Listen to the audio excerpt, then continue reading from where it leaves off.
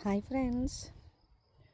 ඔන්න අදත් වෙනද වගේම මගේ හවස වෝක් එකේදී මේ කුමරු යාය මැදින් තමයි මම නිදහසේ හුදකලාවේ නිහඬව වෝක් එකක් කරන්නේ. ඉතින් අද වෝක් එක කරන ගමන් මට යම්කිසි දෙයක් දැනුණා ඔගොල්ලොත් එක්ක කතා කරන්නට.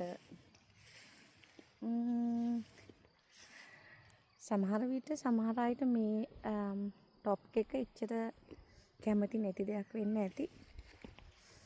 මේ ටොපික් එක හුදකලාව, solitude. ඉතින් හුදකලාව කියන මේ කලාවේ හිටපු කෙනෙක් තමයි මේකේ ලස්සන දන්නේ. ඉතින් හුදකලාව කියන්නේ මේ ජීවිත කාලයේදී අපි හැම කෙනෙක්ම අත්විඳිය යුතු ලස්සන එක්ස්පීරියන්ස් එකක්. ඉතින් හුදකලා වෙන්නට අපි ඇත්තටම මේ මහාන විය යුතු නැහැ. අපිට අවශ්‍ය වෙන්නේ හුදකලාව ජීවත් වීමට උවමනාවක්.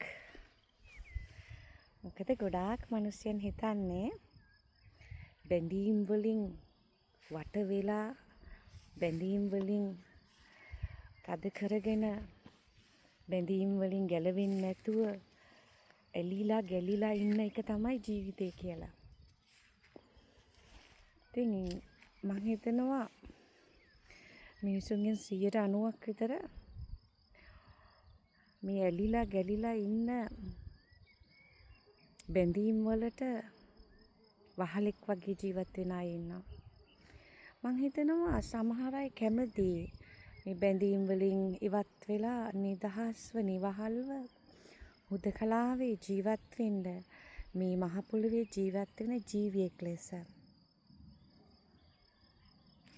ඉතින් ඊටාම කෙටි වීඩියෝ එකක් නිසා මම ඒ ගැන ගොඩාක් කතා කරන්නේ නැහැ.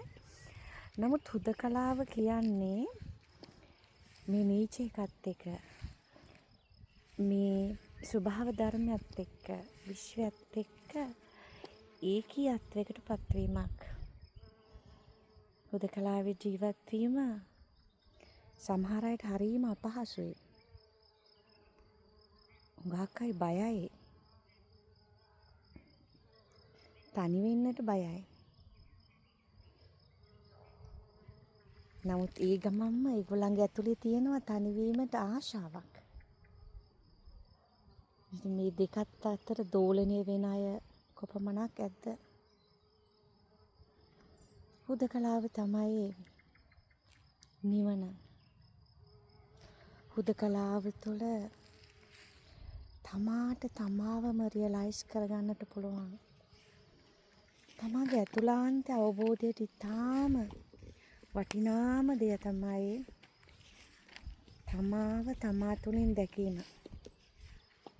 හුදකලාව තුළින් ඒ අවබෝධය ඔබට ලබා ගන්නට පුළුවන්. ඉතින් හුදකලාව ජීවිතය කියන්නේ මෝක්ෂය, නිවන, පීස්, මේ හැම එකක්ම. හුදකලාව ජීවත් වෙද්දී ඔබ හරි ශක්තිමත්. ආත්මිකවත් ලෞකිකවත් ඔබ හරි ශක්තිමත්. අර යැපෙන මානසිකත්වයෙන් ඔබ ඉවත් වෙලා තවත් කෙනෙක්ගෙන් යැපෙන්නට, තවත් කෙනෙක්ගෙන් බලාපොරොත්තු වෙන්නට තියෙන ඒ ධම්මයන් වලින් ඔබ ගැලවිලා හමාරයි. ඉතින් හුදකලාව ජීවත් වෙච්ච කෙනෙක් නැත්නම් ජීවත් වෙන කෙනෙක්